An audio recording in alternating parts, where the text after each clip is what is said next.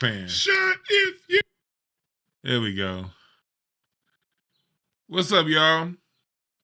There's a time of the day. Y'all know that song Golden Time of Day by Frankie Beverly and Maze? That is a song about waking up to who you really are. That's what Golden Time of Day is. And he uses the analogy of later in the day when the sun is still up and going down. He's basically saying as you age through life and you go through life, there's going to come a time to where you find out who you really are, but only after you go through those experiences. So that is the positive song of the day. When y'all hear these artists say, man, okay, man. Nah, I hold artists to the Frankie Beverly and Maze standard. And he was selling out arenas up until literally a couple weeks before he passed away. That's because he gave good music from the soul to the soul that fed the soul. So just understand, your golden time of day is coming if you haven't already gotten there. And when you find out who you really are, all y'all gonna be great as hell. All y'all gonna be dope. The minute you find out who you are. But if you one of those people that go around complaining about everybody else, then you ain't gonna be shit the rest of your life. With that being said, welcome everybody. Thank y'all for joining. This is sponsored by the Black American Music Family Tree Historical Foundation. Teaching them stories. Thank you for everybody who donated. I was able to get my studio time and everything for my DJ Battle Cat interview because of you guys' donations. And now y'all been like, if you've donated to the foundation, just letting y'all know, I don't see it on my end who did it. Unless like I catch it right away, but it's no way for me to go back and see it. So if I don't call your name, it's not because I'm not unappreciative. It's because shit, it don't show me on my end. All right. Well, anyway, so yeah, so I appreciate that. And we got some hella interviews lined up for y'all. We done found something over on Incense and Ashtrays. So make sure y'all subscribe to Incense and Ashtrays right now, of the YouTube page. It's in the description. Click on it right now and just subscribe. I'm gonna start dropping those Battle Cat clips this week, the clips from his interview. And Patreon, you're gonna get the whole interview on Patreon right away. And then I'm gonna start dropping. It's gonna be a 2-part because the interview is about an hour and a half, and so it's gonna be a 2-part over on Incense and Ashtrays. Part number 1 is gonna be dropping probably at the end of the week. All right. Anyway, welcome. Thank y'all for joining. What's up, everybody in here? What's up, Tierra Dynamite, Brian Barnes, Artist Life, Willie Mays, C. Vesey, Manosphere Hall of Fame, Twitty the One, and everybody else in here. Tammy Dorsey. Appreciate all y'all. What's up, Reggie? So yeah.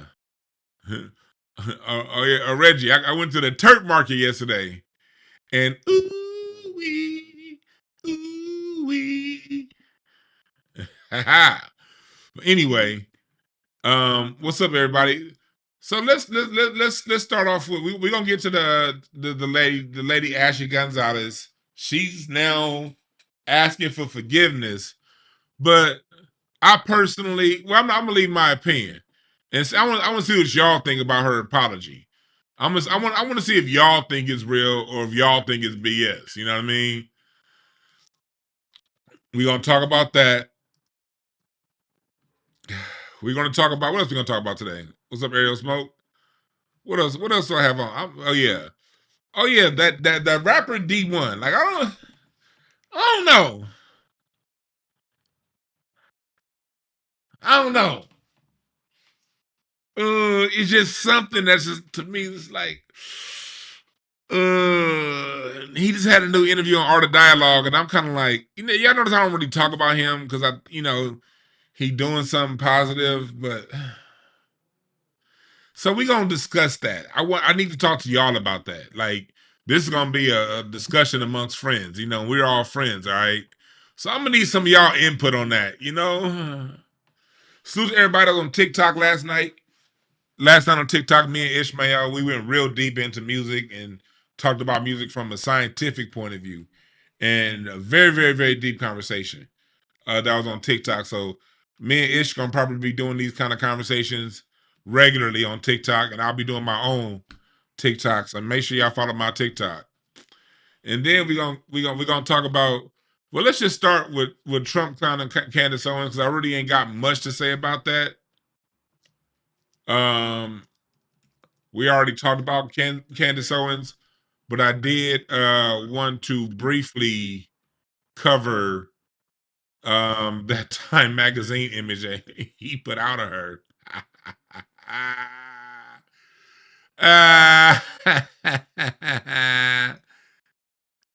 No, I don't want that. I want a screenshot of that. Where is it? Nah, fuck it. I'll show it on the website. And then we gonna talk about it.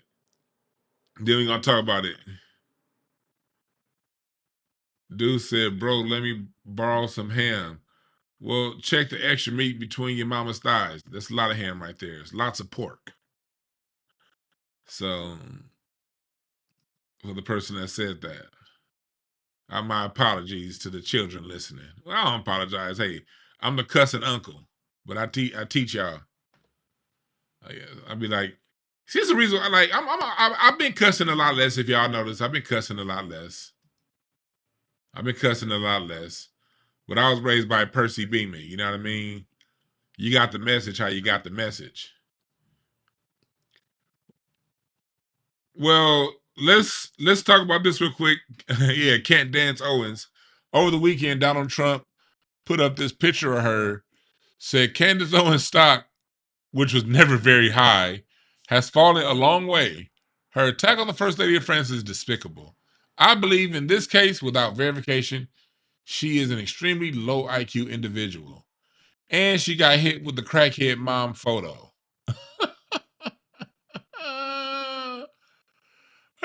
Jeez.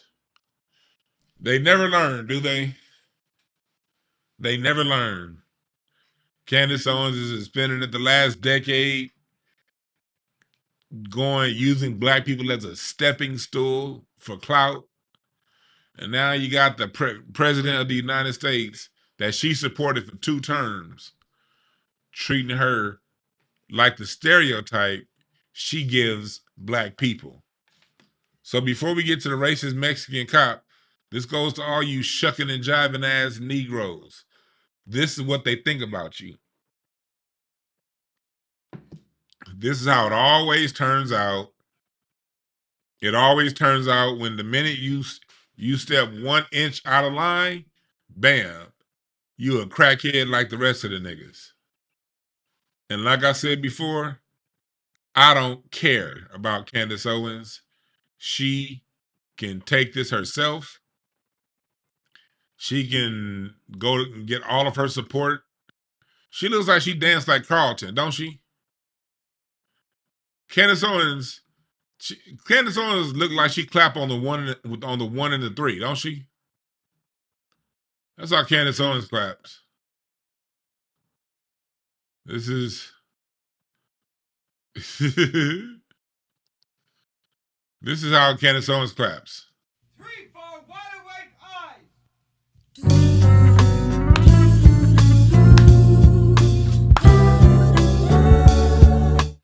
That's how Candace Owens claps.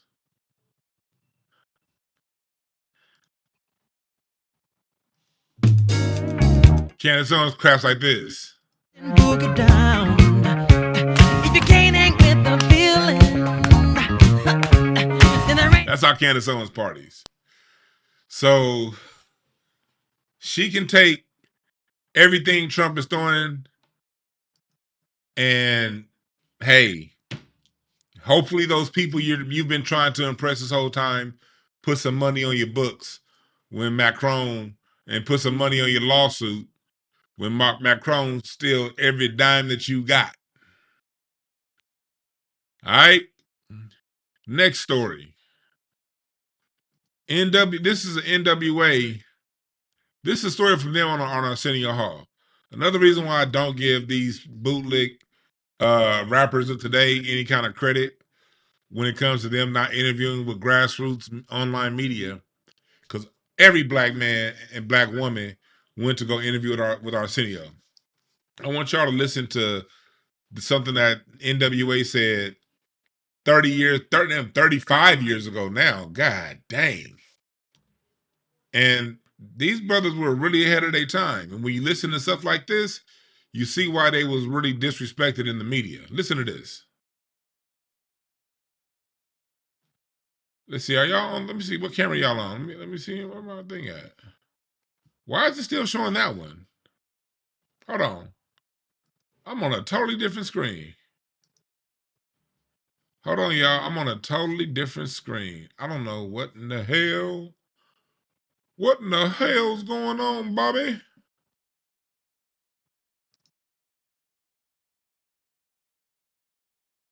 Let me see here. Why are y'all not on the page that I'm on?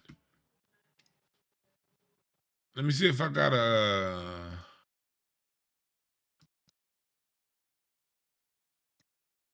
What in the hell?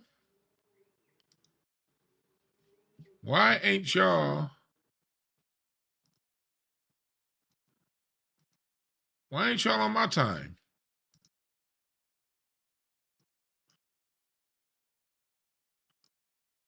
What in the fuck? Okay. Do y'all see Candace Owens on the screen?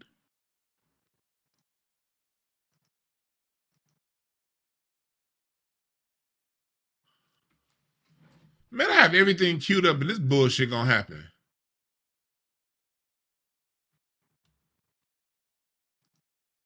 Hold on.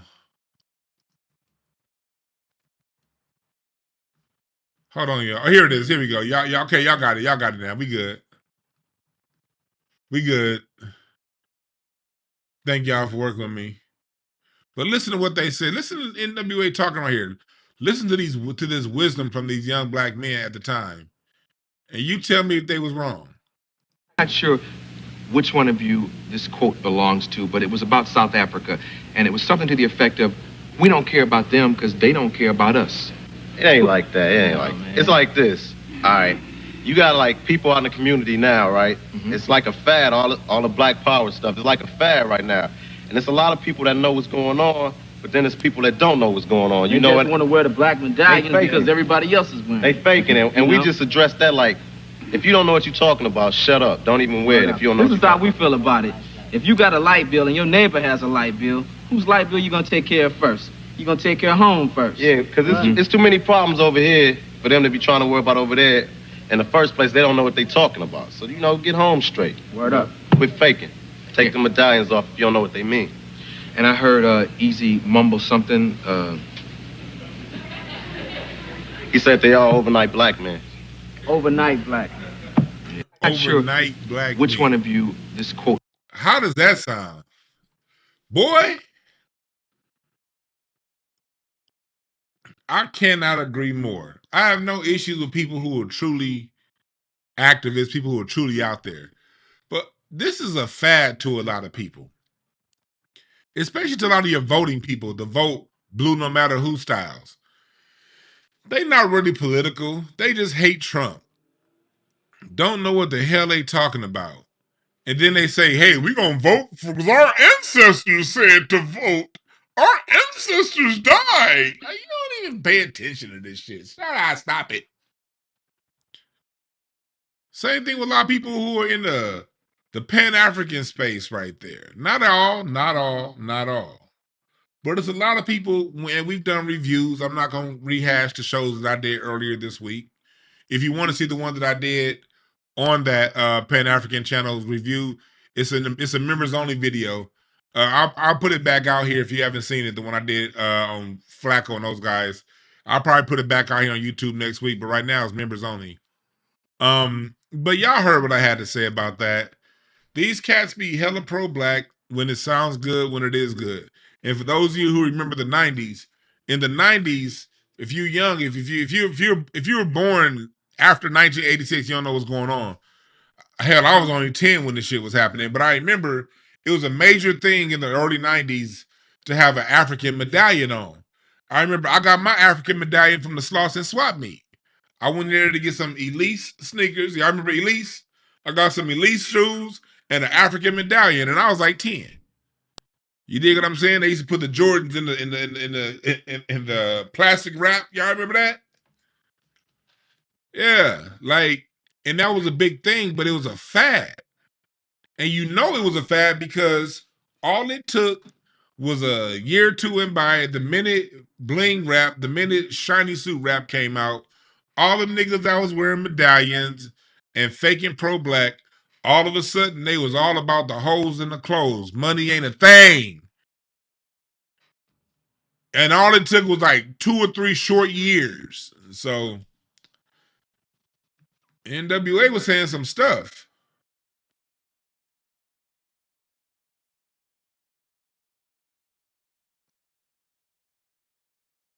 Yeah, I had them at least back in the day. But most of the people that was doing it was fake. And it just took 2 years to show that.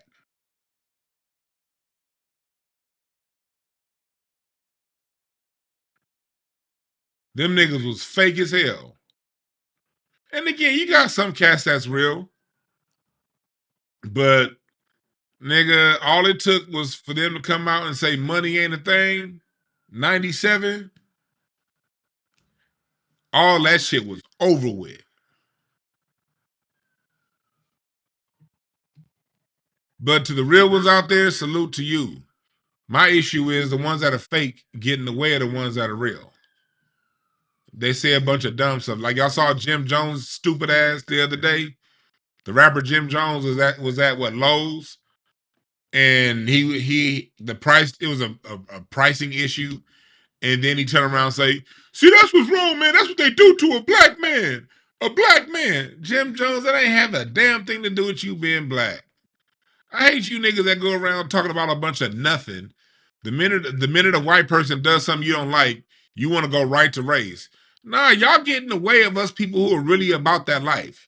Those who really focus on this system and who really focuses on getting things right. You niggas that just go around talking about hoes and clothes all damn day, and then the minute the price ain't right on something, oh man, that's racist. Y'all are in the way.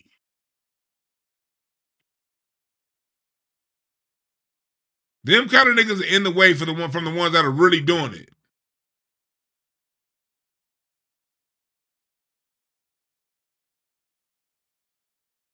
Then everybody been talking about Klay Thompson and old girl Meg Thee Stallion. Well, you knew that was coming, and I didn't really care about this because I watch basketball for basketball, but this has been on my Facebook timeline all goddamn week. Them talking about Meg Thee Stallion and Klay Thompson, and let me tell y'all this. Let me say this shit, then we're gonna get to the main topic. Let me just say this. Klay Thompson has a Bahamian father and a white mom. That nigga ain't gonna marry no black woman. All y'all women that thought it was going, oh, look at this, this is relationship goals. You a fucking idiot, all right? No disrespect to the ladies. But we all seen Meg Thee Stallion's was what she's been going through. Klay Thompson is the kind of dude, I was around Klay when he was a rookie, the first couple seasons. I remember when Klay first came in the NBA. This nigga was wearing Hawaiian shirts and jeans with fucking thong sandals on. He ain't gonna marry no black woman. What y'all expect from this 1/3 nigga? His dad is from the Bahamas. Now, it is a fact that after the American Revolution, a lot of the British loyalists that were living in America that were black and free got moved to the Bahamas. So a lot of your Bahamian black men, a lot of those people come from America. They were in America 200, 300 years ago. That's true. But this brother, Michael Thompson, his dad is from the Bahamas, and his mom is white. This cornball ass PBS logo looking ass nigga is never gonna marry a black woman. Let's just be real about it. He's not. So all that stuff that y'all was talking about online, stop it. Just they have fun, let it go. All right.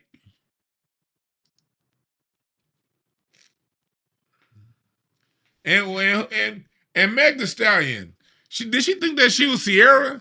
That she was gonna lock in the square?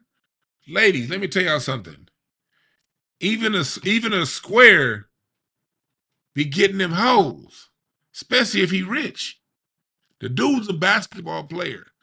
She thought that just because he was a square, he was gonna stop being a basketball player. Look, if you marry in a certain environment, certain jobs, you should already know what the deal is. Or if you get into a relationship, I should say, with people from certain jobs, you should know what the deal is. But he gonna marry a white woman, and we ain't gonna be talking about this shit. Salute to the Star Report. Okay, now where is? Oh, here we go. Now let's get to this apology. Let's get to this apology right here.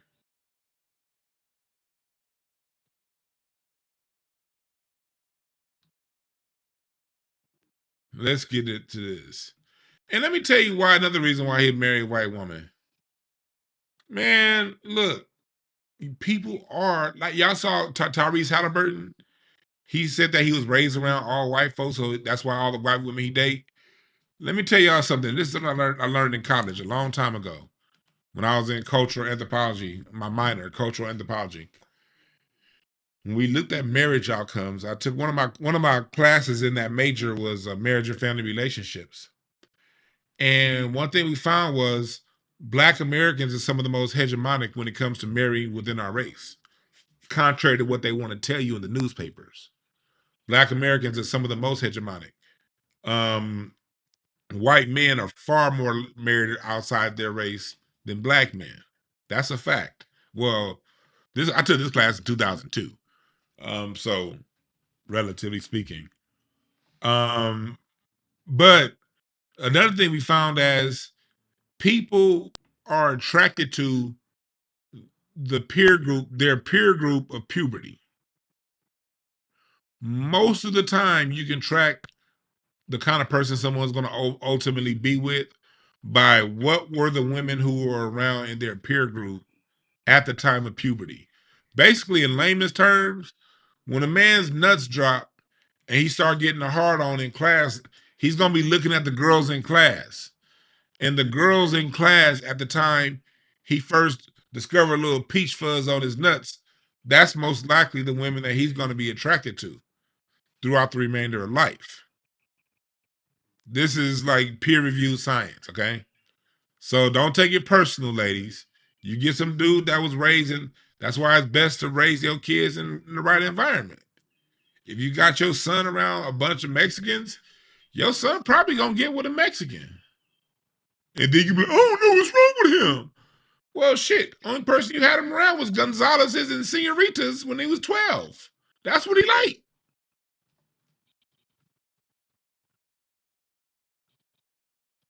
This is peer review science. I just said that. I don't care how any of y'all feel about it. I don't deal in feelings, okay? I just deal in reality. That's why I'm glad I went to Override Middle School and Westchester High School around all them beautiful Black women at Westchester High.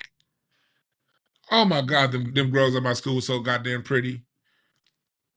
Man, there was no way in hell I would date outside Black being a graduate of Westchester High School. Shit.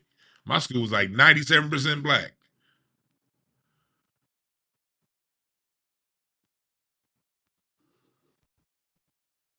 But here we go. Let's listen to the apology. All right. This is that cop that you saw we talked about just yesterday that was talking shit about Black people. For those of you who didn't see, I'll play part of it.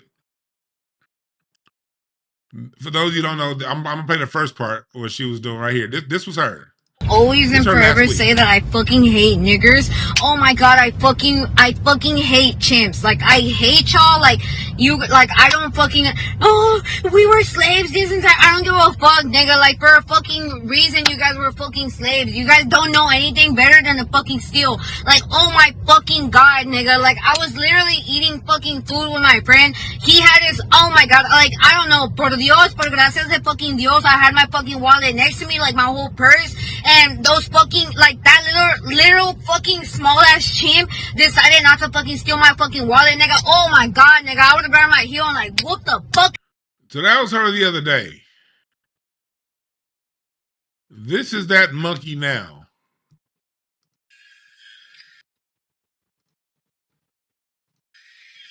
I just feel really bad. The audio's bad. I just feel really bad that I was just mentioned and. Hold on. Let me see if I can find something with better audio. Let me see if I can find something with better audio. That audio sucked.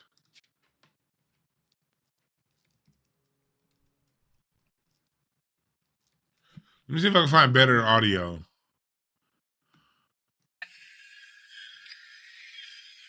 I just feel really bad that I.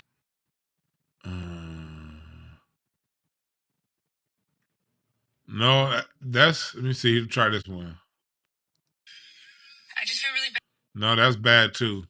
So what y'all gonna have to do is y'all just gonna turn y'all shit up, right? Y'all about to have to just turn your shit up because that's the best audio I can find.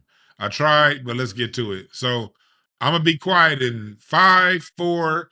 Turn your audio up. 3, 2, 1. Turn your audio up. I just feel really bad. I just feel really bad that I was just mentioned and it's just so toxic, and I'm just so sorry about that. That is, as you can see, that's not my content. That wasn't my content back then.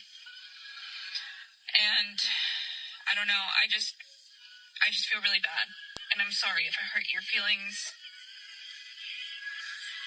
I'm just, I think I just need to go to therapy. And I need to go to church. And I just need some, like, self-reflection, honestly. Because, that was just so nasty. But, anyway, I just wanted to formally apologize and say I'm so sorry if I hurt your feelings. So, anyway, I hope you all can forgive me and just get over that nasty post. I deleted it. All right, you turn your volume back down. Man, get that fake ass apology out of here.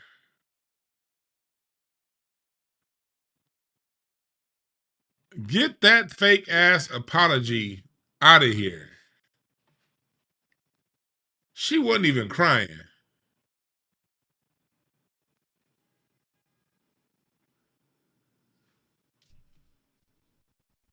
She wasn't even crying.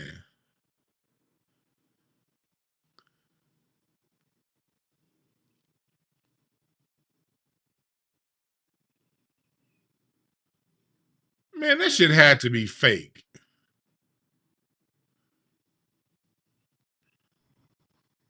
Please. I'll be goddamn if we apologize. That shit had to be fake. I'm a lean towards until I get some more I'm a lean towards that's because first off, she didn't apologize for what happened. She didn't mention what was said. I'm a lean towards that shit is fake. And if it is real, F you.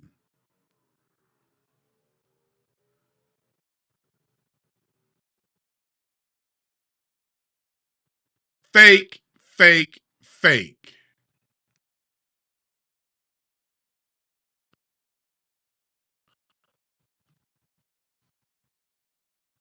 But let's talk about that. I wanted to talk about it because I'm 50-50 on if that was real. I'm 50-50 if I'm going to tell you the whole truth. I'm 50-50. I'm 50-50. But let's roll with, let's play Luchador Advocate. Let's play that. Let's play Diablo Advocate. Let's play the Diablo's Advocate and go on it. This is all really happened like this. And let's play Diablo's Advocate and say that she meant it. It was real. All things are equal. Let's just play Diablo's Advocate. All right. Let's go down that line, folks.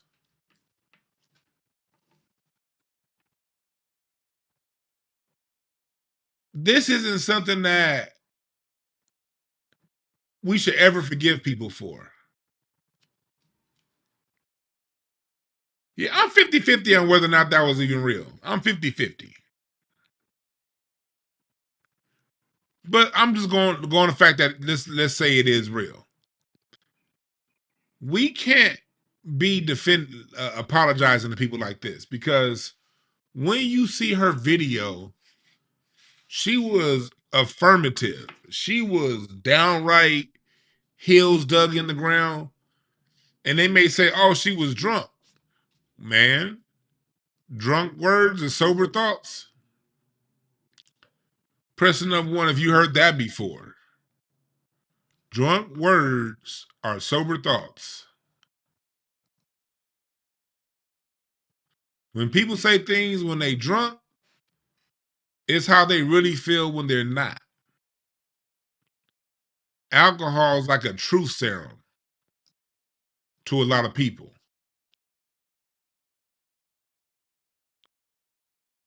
It's like a truth serum.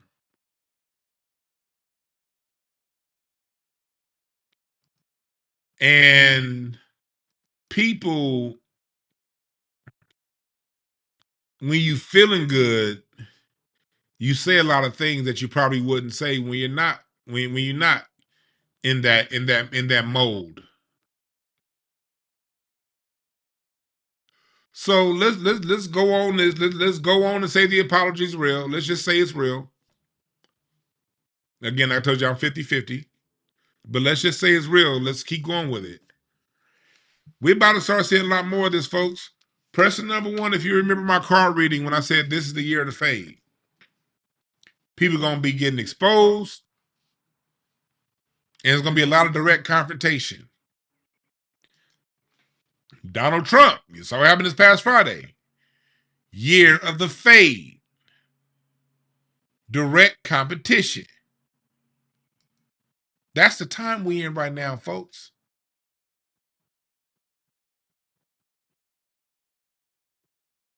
Those are the times that we're in right now.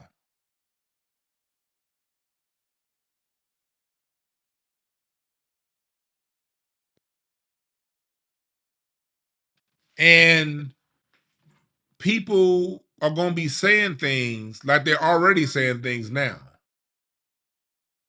We got to learn to let people, what's the old saying?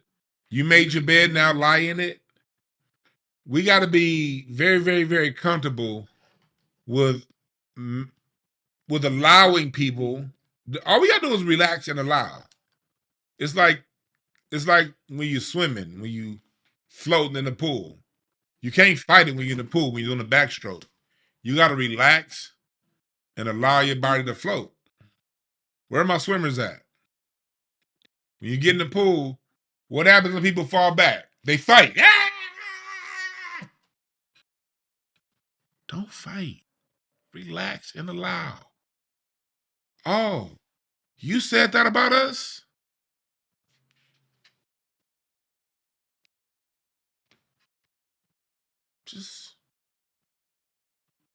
And the reason why I'm having this message is because cats be wanting to turn Christian at the wrong time.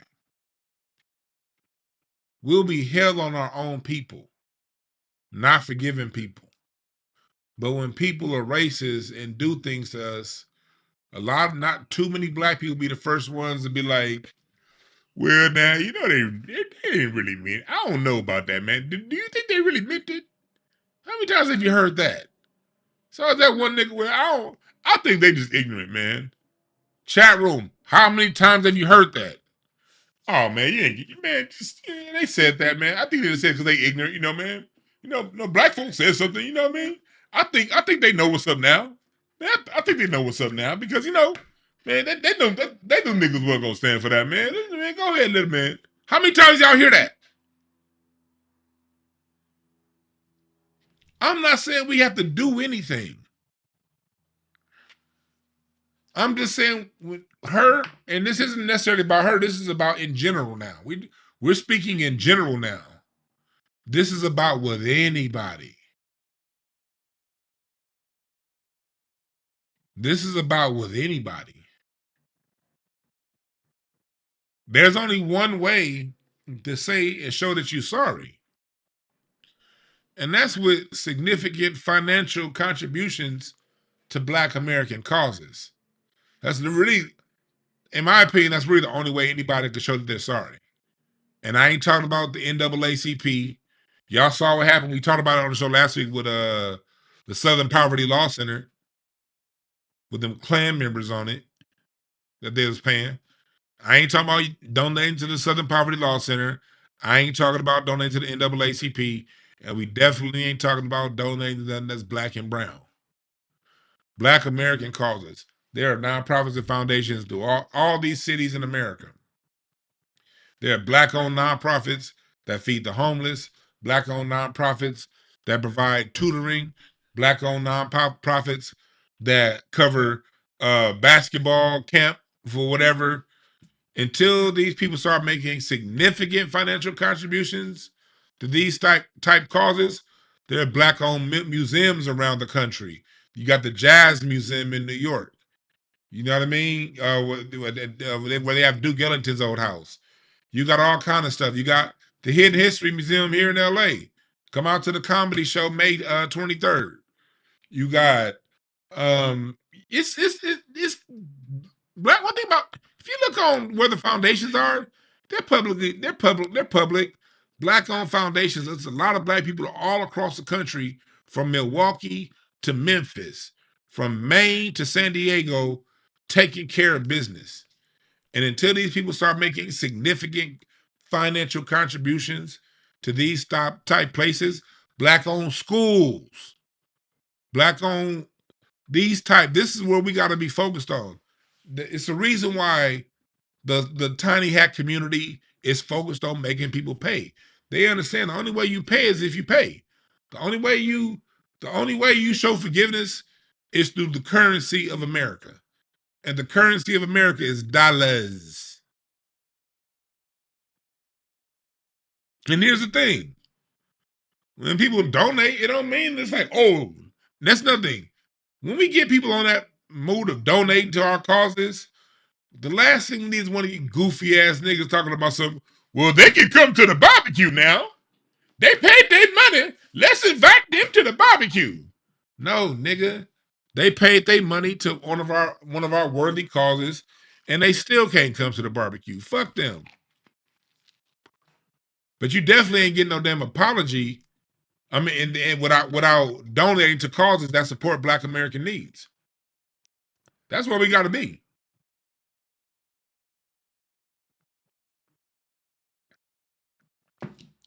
And you still can't come to the cookout. Because I remember I've said that before. And somebody was like, well, now, Dee-1, I can't no money buy my forgiveness. Chat room, I know this is interactive. I know I've been telling y'all to press number 3 this time. If you heard of a fake ass pro-black, like the way Eazy-E was just talking about, well, nah, ain't no money worth out. You can't buy my forgiveness. Who the fuck said you had to actually take it? If you don't take the apology, don't take it. But nigga, take the money. I don't know what you're talking about right now. Trump just ended Section 8. He just ended we dealing with record inflation. You got a lot of these food banks closing because they ain't getting funding. Nigga, what? You can't buy my apology. You can't buy my forgiveness now. You need to keep your money. Nigga, who are you? Show enough from the Last Dragon? Keep your money. You just have that fool you just have Leroy at the dedicated place, at the dedicated time. And I'll gladly dedicate his ass for dismemberment.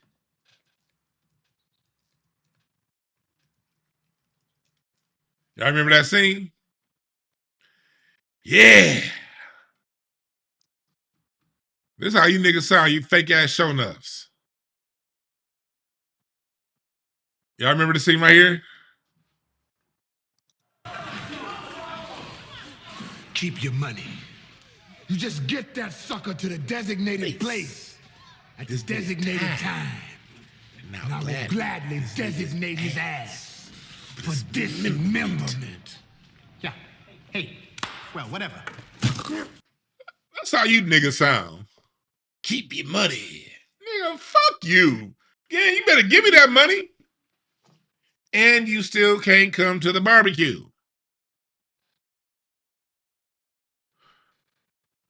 Fake ass show nuffs.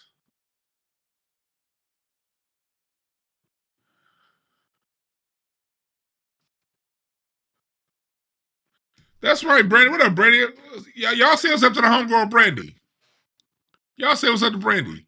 She said every time a black rich celebrity offends Jews, they had to pay money. Right. And he noticed, look at all that money that Kyrie Irving paid, and they still didn't let his ass on the Olympic team. Y'all saw that? Kyrie Irving had to apologize for putting up a damn DVD. He didn't even say nothing. He just put up a DVD. He had to apologize. He had to pay money, and they still didn't put him on the Olympic team. Did y'all see that?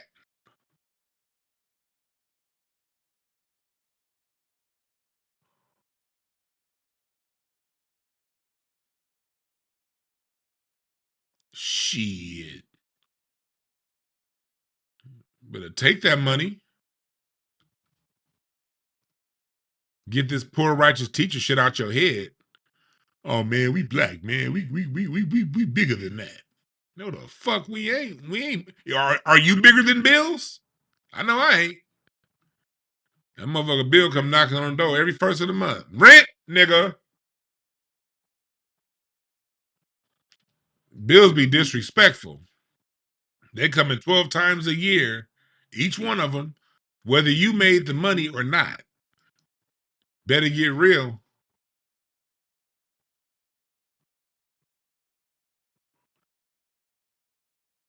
Better get real. Hey, Brandy, and did y'all see this? Here in LA, look, I'm the kind of person, hey, boys will be boys. These kids, they look Latino. They've been going around to the Scientology buildings here in LA and just randomly raiding them. I don't know what the fuck been going on. It's been going on about a week now. This dude dressed up as Jesus, and they went to the Scientology spot, and people just been trolling the Scientologists in Hollywood for like the last week. This shit's been funny. Watch this. Watch this. Look at this dude dressed as Jesus. Go! Get out the way.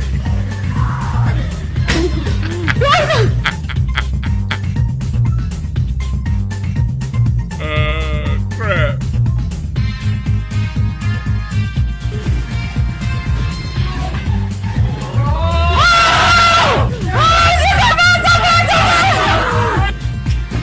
So disrespectful.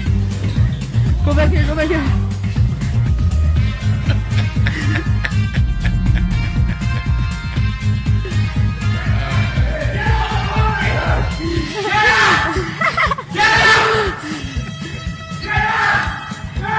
Hey!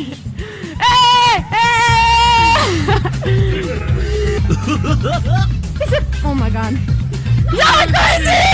Get the I'm sorry. Brandy said Ron Albert is fighting the air right now.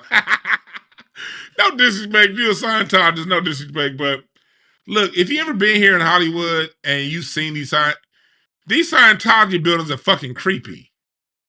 Look at this dude. This is somebody today. Look at this dude. I used to buy my weed from around the corner from there. And when I tell you some of the weirdest looking people on the planet, this is the campus up off Sunset near the Children's Hospital. And that's the scary part. This spot is right next to the Children's Hospital. And Kaiser Hollywood. Look at this dude.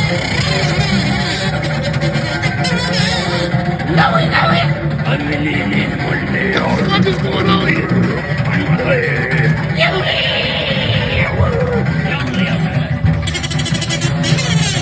He got a kazoo.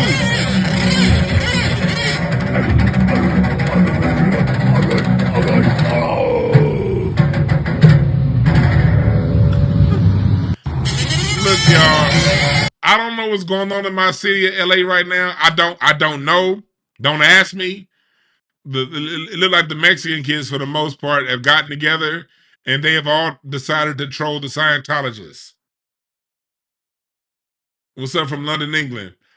Right now. That's right, Jay Jefferson. Hollywood is off the chain right now. I don't know what the hell is going on. I've just been seeing this stuff trend online lately. And look, it's gotten so bad, they've removed the door handles off the door. They got a bike lock around. They took the handles off the door and they put a bike lock on the door. That's got to be a fire violation. Look at this. Look, they took the handles off this door too. Another door. Look, no handles on this door. No handles on this door. It's got to be a fire hazard. Took the handles off of this door. Look, took the handles off of that door too. I don't know what the hell's going on. I don't know what. These motherfuckers they're gonna have to call Mr. Clark. Dude says a fire hazard. This about to be the science. 8 o'clock in the morning. This about to be the Scientology building in 2 weeks. Call your mother myself. What is it, Mr. Wright? The fire chief. Where is it? Got past the gate. Colton! Y'all ever notice that's the Candyman? Candyman was Mr. Clark's head of security. There's a door clock. Get those chains off the doors. The enemy is here. It's all got a lock, Mr. Clark, you're under arrest. That's going to be the Scientology building in about 2 weeks. Basically for being an asshole, but specifically for conspiracy. The enemy's here. Get them chains out the door. I'm sorry, y'all. I'm goofy. Chat room, I'm goofy. Look, I don't want to disrespect nobody's religion. I don't want to disrespect nobody's religion. I don't. But them kids going up and down and just, because I know me, if those was my friends, if my friend group at the age of 13 said do that, oh, I'd have been so down. If my friend group, now we wouldn't have done no churches. I love the Lord. I wouldn't have done no churches at the time. When I was a kid, I love the Lord. But they said that, because first off, when I was raised in the hood, it wasn't no Scientology. Now, it's a Scientology spot in Inglewood on Market Street, and it's another Scientology spot right next to Crenshaw Christian Center on Vermont, right next to Fred Price's church. Evidence, doom, doom, doom, doom. Evidence, doom, doom, doom, doom. Do you love evidence? Who remember, press number 3 if you remember Frederick K.C. Price and that song. Evidence, doom, doom, doom, doom. Evidence. Right next to that church is the Scientology Center.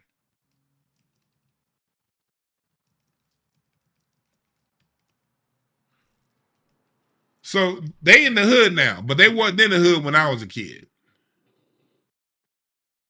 Evidence, doom, doom, doom, doom. Evidence. Do Hell yeah, Leon said. Yeah, we riding. Right. If that was happening when I was 12, man, what? Nigga, let's go.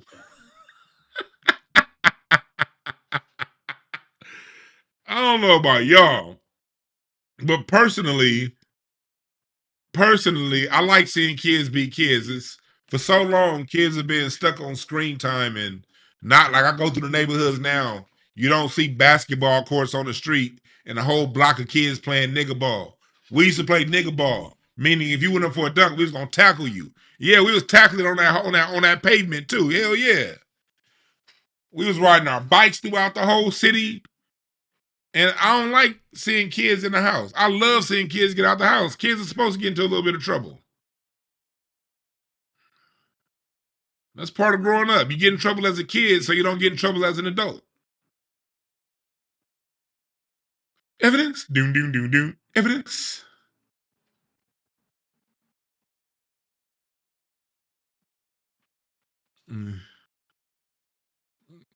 But yeah, so that takes me to our next topic. And make sure y'all hit the fundraiser. The Help Preserve Black American Music History. The Black American Music Family Tree Historical Foundation. Make sure you hit that up. Evidence. Doom, doom, doom, doom. Ever Increasing Faith Ministries. Dr. Frederick K.C. Price. All right. So, last story of the day, and we're going to be in this one for a little while. Rapper Dee-1. I ain't got no personal issues with the guy. I don't. He looked like he stole a pirate ship. But hey, outside looking like he stole a pirate ship, I ain't got no issues with him. But for those of you who know, Dee-1 is a Christian rapper. And I've been seeing him around a lot. And I get very cautious when I hear about rappers where I hear their name more than I hear their music. Never really heard the man's music like that. But he be out there on the interviewing scene. He be on the interviewing scene. And he's always talking about, Christianity. And you said, Disco Kara said he said kinda. She said he kinda annoys me. Damn, y'all own it in the chat. Damn, okay. I'm good on Dee-1. Humane said I never heard of the dude. Well, for those of you who ever heard of them, he's a Christian rapper and he goes around on this moral supremacy thing. And he recently got, when they were going to have the stripper night at the Atlanta Hawks game, he made a big old fuss about stripping. And he was part of the movement. He wasn't the only one, but he was part of the movement to get the stripper night canceled. And that kind of raised my antennas because the NBA now has, in all sports now, there's a bunch of gambling apps that they promote, and they promote hard liquor. For those of you who are old school basketball fans like me, do y'all know that before the lockout in 2011 chat room? Help me out. Was it 2011, 2012? It's so long ago now, but that was a major time in my life. I was when the lockout happened, I was there with a lot of the players, and I used to get a lot of the memos from Billy Hunter, who was then the president of basketball operations. The basketball union. And part of the thing was they wanted sales of hard liquor, and they used the down economy because the economy was really bad in 2011. They used that as an excuse to bring in hard liquor. Before that, the NBA could only advertise beer and wine. That's why there's a whole bunch of Miller Genuine Draft commercials. Who remembers when Chick Hearn of the Lakers was sponsored by Miller Genuine Draft? You couldn't advertise Hennessy. You couldn't advertise Grey Goose. You couldn't advertise any of the hard liquors on NBA games before the lockout because they didn't want to encourage alcohol. Well, after the lockout in 2011, they brought in liquor. And over the last couple of years, they brought in gambling. And Dee-1 decides to protest the black-owned strip club?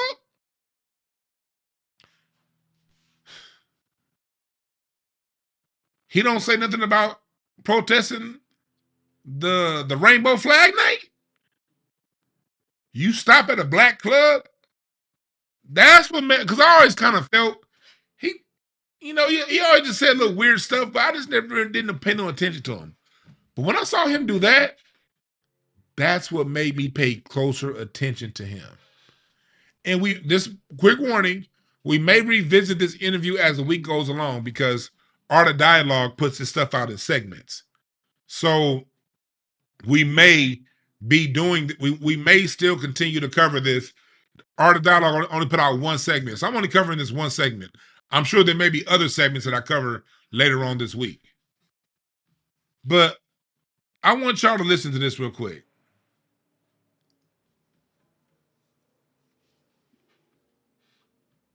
Fan of strip clubs, I think that I want to get into though, man. It's so much to chop it up about, man. Before we get into anything, I gotta ask you. I heard they banned you from all the strip clubs in Atlanta. yeah, bro, I'm banned from every strip club in Atlanta, and I couldn't be more happy about that, bro. I'm so excited because a strip club in Atlanta, that's a place that I'm not trying to go there anyway. You know what I mean? I'm not a fan of strip clubs. I think that it sexually objectifies our women, and it incentivizes them to simply have to just showcase their naked bodies to get money instead of us respecting them enough to say, well, shoot, I give you that money and give you a different type of job. So I got banned, and me getting banned from the strip clubs was because it was a trickle down effect. Let's deal with that part. First off, I don't give two shits about a strip club. I will say this. Now, when I go to Atlanta, oh yeah, I go to strip clubs when I go to Atlanta. But I ain't been to Atlanta in a long time. The last time I was in Atlanta, Big Boy from Outkast had his birthday party. I just happened to be in Body Tap. That show you how long ago I was in Atlanta. Been there 20 years now. Well, I've been in Atlanta since then. But this is my first time going to Atlanta. Second time going to Atlanta. I went to Body Tap, and we just happened to be sitting on the side, and then Big Boy from Outkast came walking in, and he had his birthday party there. Man, Sleepy Brown was over here. Man, that shit was crazy. But outside of that, I don't go to strip clubs. Strip clubs to me are a waste of time. It's a waste of money. But there are people who do. And there's some people who that's their thing. And when it comes down to we objectifying women, shut up. Stop. That's bullshit. And here's the reason why I say it's bullshit. Maybe my way of thinking is refined because working in the Department of Mental Health for 15 years, I got to actually hear people's stories and see people's upbringing. And one thing I learned all those years working with folks is people have experiences and they have trajectories in life and they have things that they go through in life that set them on a particular path.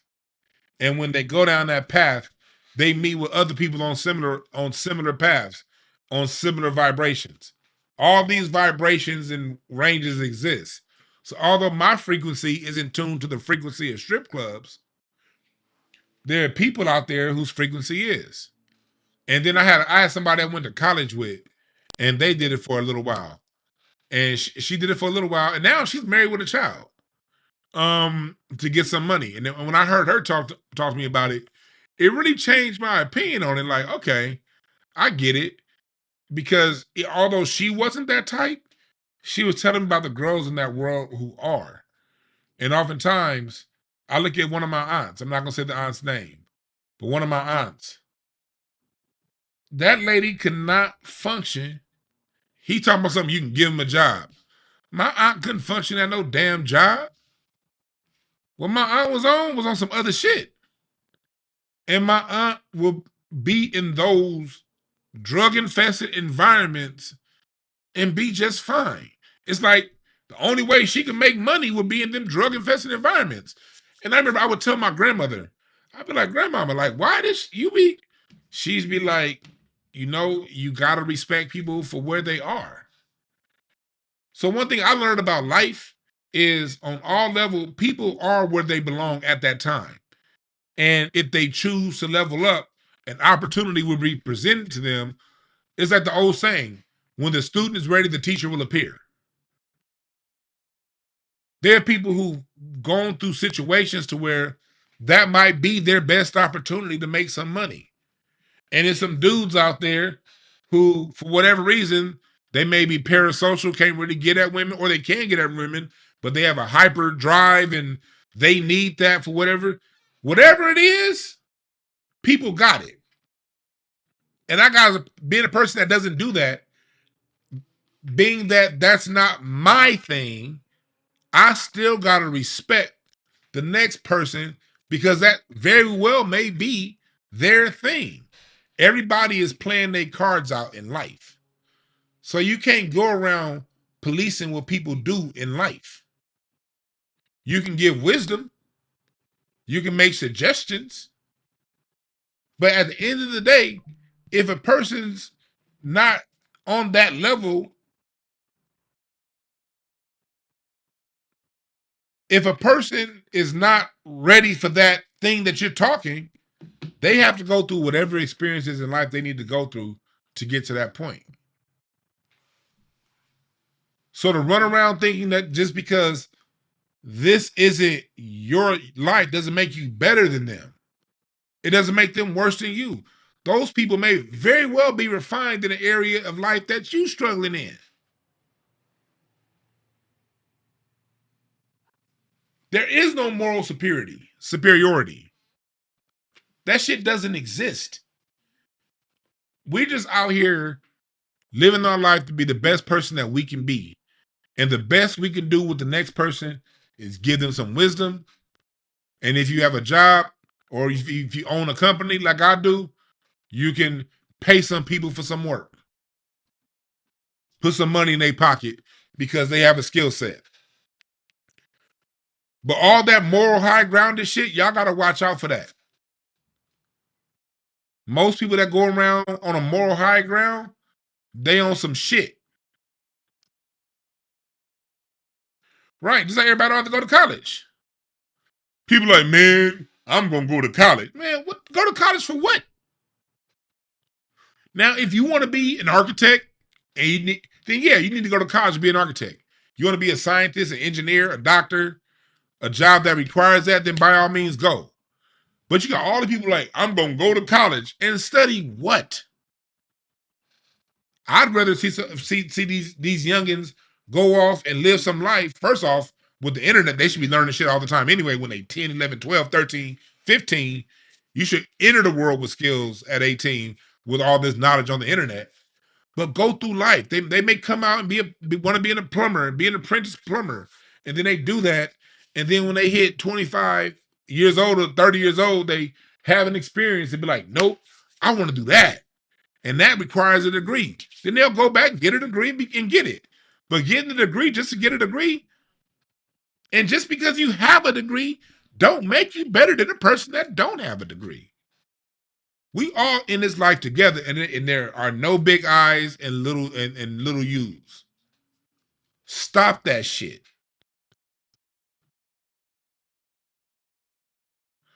The Atlanta Hawks, the NBA. So that's his team. So I don't get to the other part you're talking about. I'm not a fan of that industry as a whole, right? So I simply did a new song about that same topic. Man, the strip clubs started going crazy, and they started, the owner of that guy, this a bad man right here. This man here, he's banned from all the, and people be saying that they love the strip clubs. Some people try to say, but it ain't even because of the strippers, it's because of the wings. I like the wings. I go eat chicken wings. And it's like, bro, you saying this, but you're going to ignore the main purpose of a strip club, which is naked women that are stripping. And I bet you one thing, I bet you wouldn't want your daughter on that pole. And that's the other part here. I bet you wouldn't want your daughter on that pole. And that's true. Men with daughters wouldn't want their daughter on that pole. But let me tell you something.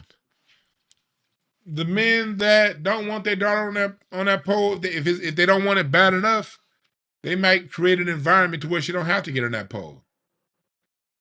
Look, it's a lot of things you wouldn't want your daughter to, like, that's just a bad example. Dudes go get women that they go have sex with all the time.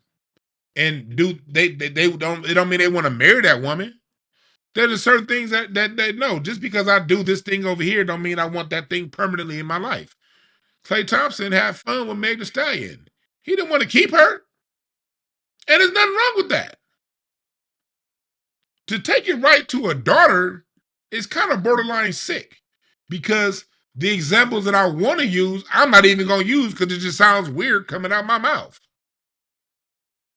You ain't about to get me clipped up on no shit. Because I have some really good examples I can use, but it sounds kind of low-key predatory because it's dealing with kids. That's like saying, I'll give you one. That's like saying, why would you have sex with that woman? You wouldn't have incest. No, it wouldn't. But I'm going to fuck that big booty bitch. What are we saying here? Why do you got to go right to somebody's daughter? And on top of that, look at Richard Pryor. Do you know how many daughters was raised in brothels? Maybe somebody wouldn't mind their daughter doing that. You ever think about that? Richard Pryor was raised in a brothel. Some people were raised in environments to where that's completely normalized. You ever think about that?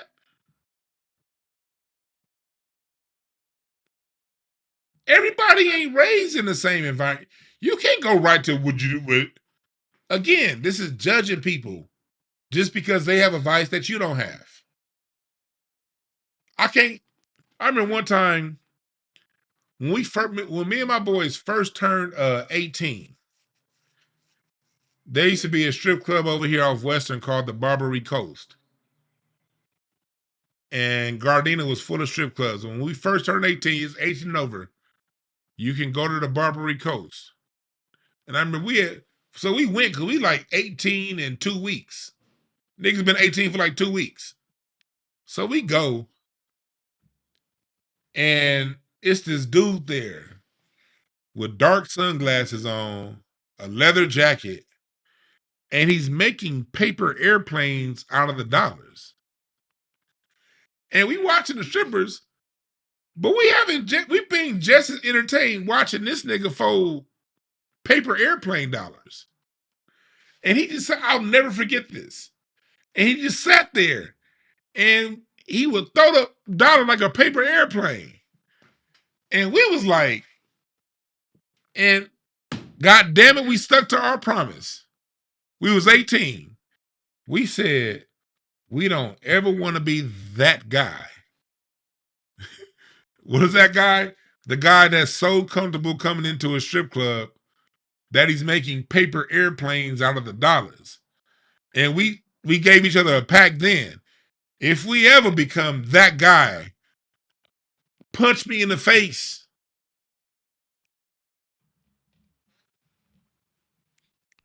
I had to go to the strip club to realize that is not the place for me. And I don't ever want to be the guy so comfortable that I'm making airplane dollars and throwing them like this. But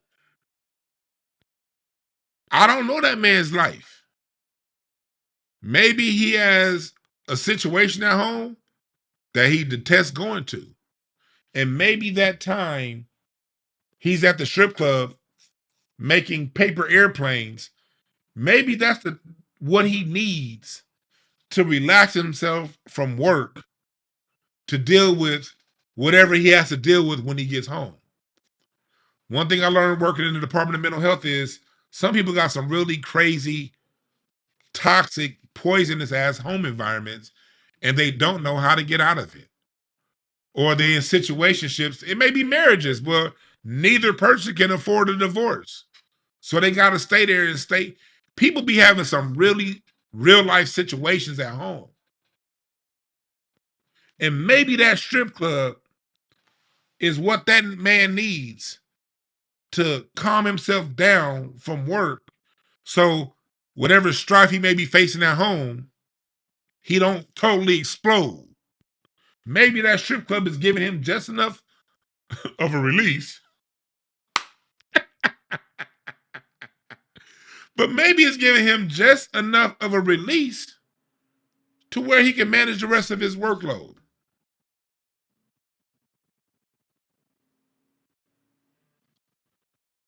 Brandon West said, women aren't the only ones that strip.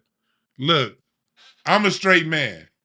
I don't look, you're right, Brandon West. There are male strippers, and look, everything that I'm saying, if you're a woman, you can just convert it to a woman and a man. But personally, I don't want to think about a male strip club. That's just because I'm straight. If I'm gonna be thinking about stripping, I'm gonna be thinking about women's breasts and booties. I don't want to think about nothing else. All right? So, ladies, y'all can flip what I'm saying to suit your thing. Same with the gay people listening. Any gay people listening, y'all can flip what I'm saying to whatever floats your boat. You dig what I'm saying? I don't want to leave nobody out. I'm just speaking from the aspect of a straight man. And that's the only way I can speak. All right? No disrespect. No disrespect.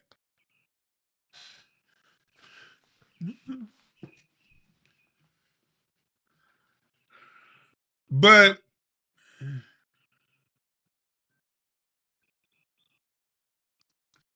this is that fake ass moral superiority. the fake paper airplanes. Disco Carol, I was 18. So that means when I was 18 was 1999. So that means this situation happened last century. And I still remember that. And it was my first time ever in a strip club. I was like 18 and 2 weeks old. Summer of 99. Just had my first knee surgery from a football injury. My first weekend out after my knee surgery. Shit. And I had a New York seltzer. Because it was 18 and over. They didn't serve liquor. I remember drinking a New York seltzer, nigga. Yeah, First Kings was across the street. That's where they got down. Y'all remember Gardena back in the day? Yeah, First Kings, King Henry, Stars, Barbary Coast. That black man that owned them strip clubs, y'all know he ended up getting shot and killed, right? On the 110 freeway. They said he was leaving Stars and he was in his Rolls Royce. And he got on the 110 freeway and somebody shot and killed him on the 110 freeway. This is like 10 years ago. And since then, all them strip clubs done closed down.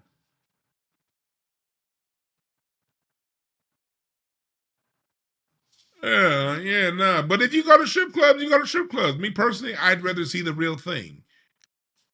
And I'm not getting all that. But I'm not one to judge other people's vices. Because Lord knows I got my own vices. I got my own, and I still ain't got some of my own vices under control. And I'll never get my own vices under control if I'm too worried about the next man's vice.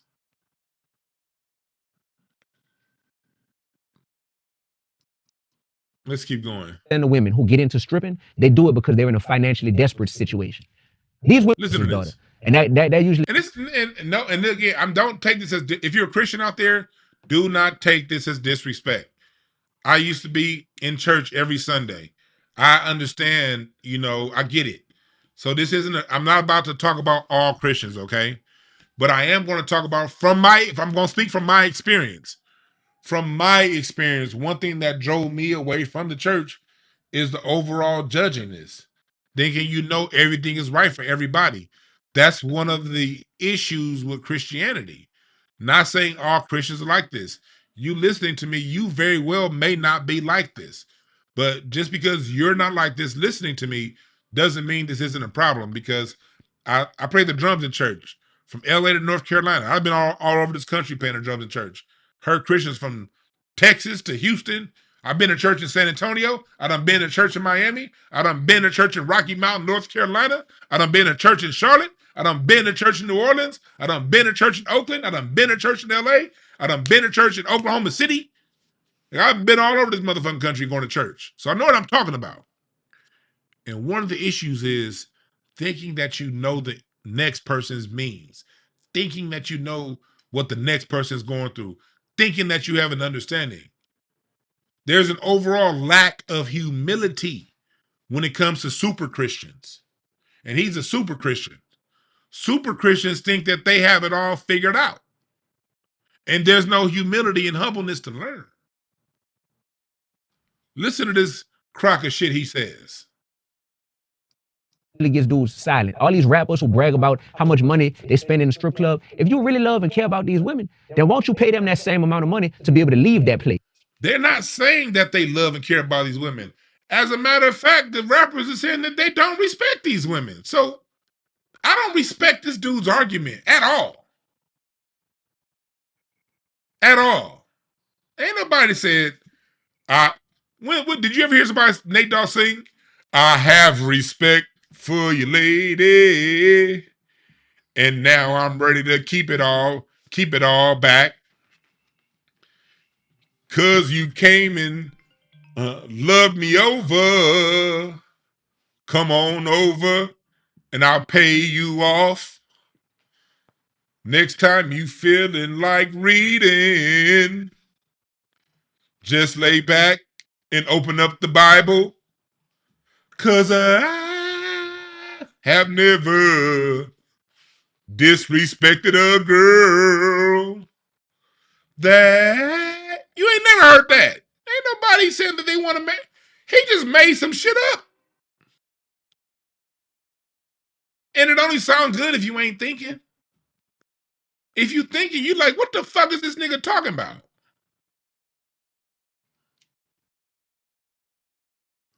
Because truth be told, 96% of women who get into stripping, they do it because they're in a financially desperate situation. Let me tell y'all something. 96% of the people who have a job do it. Why? Because they're in a financially desperate situation. Chat. Press number 1 right now. If you had the money and you knew you had the money to sustain yourself for the foreseen future without your job, would you quit?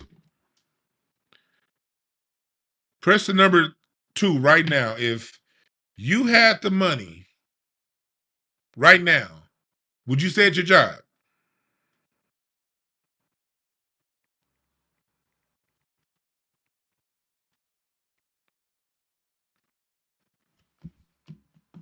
You may even like your job. But would you quit your job if you had the financial means to?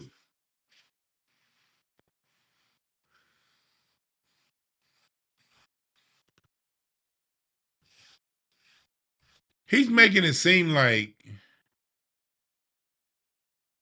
people that are stripping are any worse than people who have regular day jobs. There are people right now with jobs that you get put into humiliating situations sometimes, but you can't get out of it because you can't leave. You get put in situations that make you very uncomfortable. Press the like button right now. We got 615 in here on the 370 likes. Hit the like button. People are in situations all the time to where if they had the bread, they get out their situation. You can't put that just on strippers. Appreciate everybody that's donated to the Historical Foundation, the Music History Foundation. This thing does not show me the names of the people who donated, but please know and understand that it is truly appreciated and respected. Thank you. Even though I don't see your names, for whatever reason on my end, it doesn't show the names of those who donated to the foundation. But I do say we raised $21 so far. Let's see if we can raise this up upwards of 50. Donate right now to the Black American Music Family Tree Historical Foundation. Let's see if we can get this up to 50. But that's a bad faith argument. That's a bad faith argument.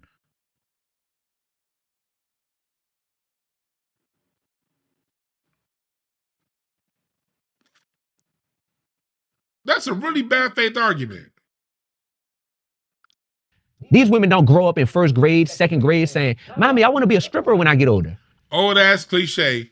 Most people don't grow up in the first grade, second grade, and say I'm going to be a security guard when I get older. Hell, Most of them went to school, got college, got bachelor's, they got high school diplomas, so they could get a real job.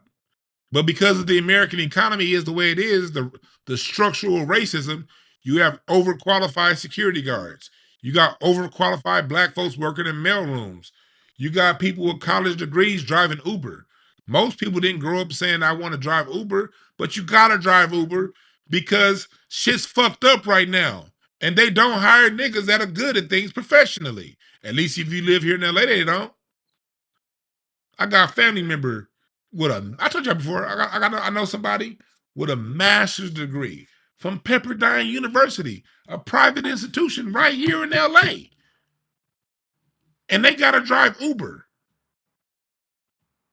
Most people end up working somewhere. Most people, when they were kids, said, I want to be an astronaut. How many fucking astronauts do you know? Another bad argument. People are doing their best, man. Some of those strippers are doing their best.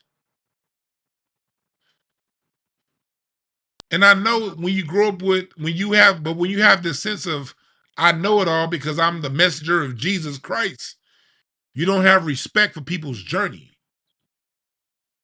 Some people would rather be like, look, they can strip at the nighttime so they could do whatever they do in the daytime.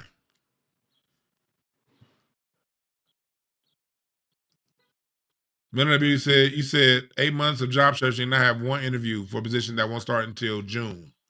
That's crazy. I went through the same thing. College degree.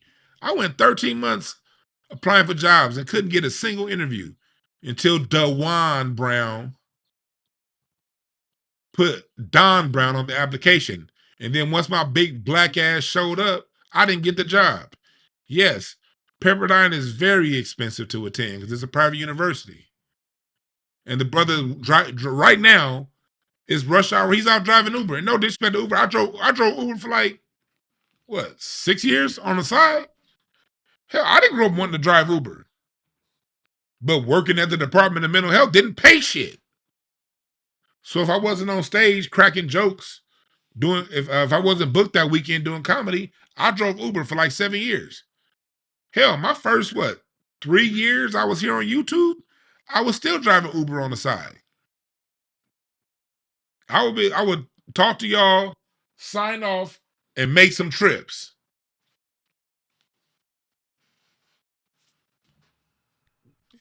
Gotta do what you gotta do. And I respect people doing what they gotta do. I don't look down on strippers. I don't look down on Uber drivers. I don't look down on anybody that's out there and you ain't robbing nobody. I look down on criminals who are robbing people. And then figure out something. Don't steal from nobody. But even the thief has a place in the world. I don't respect them, but they got a place. If you ain't stealing from nobody, what's the problem?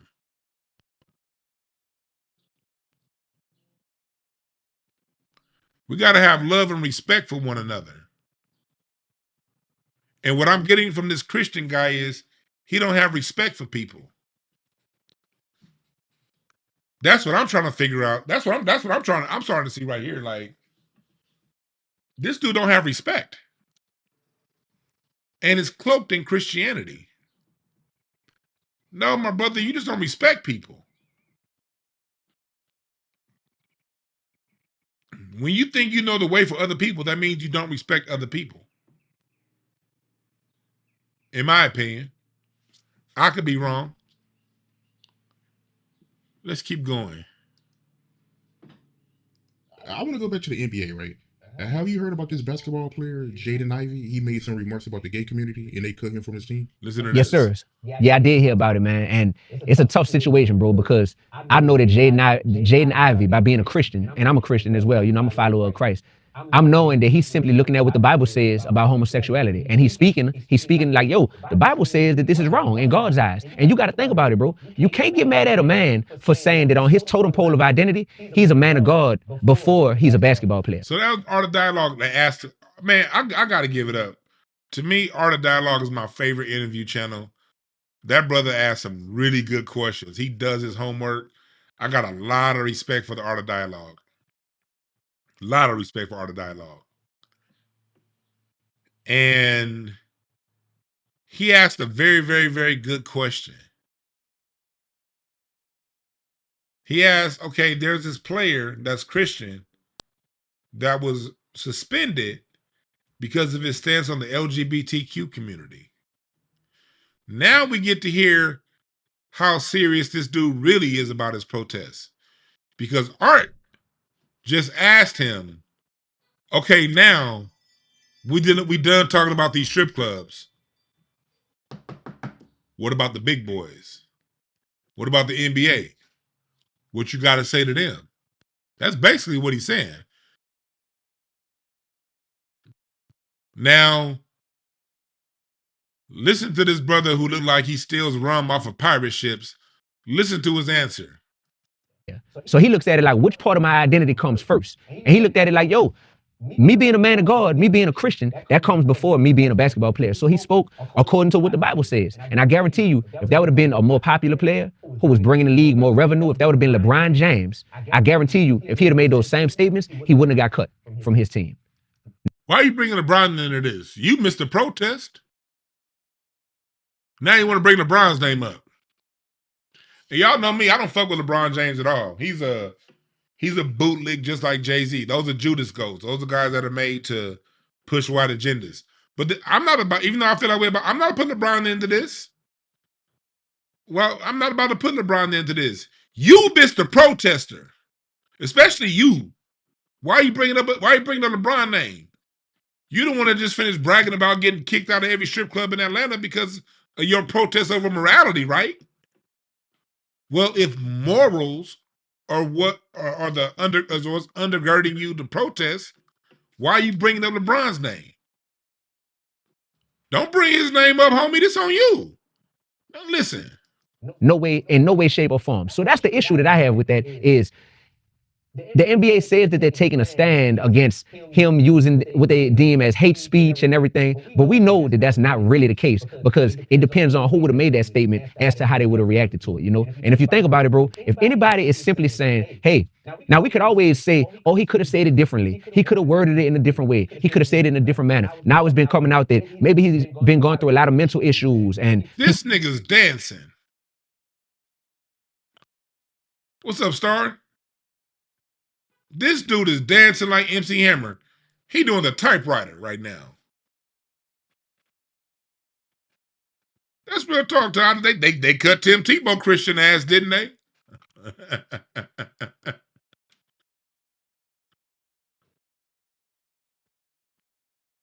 Look at this.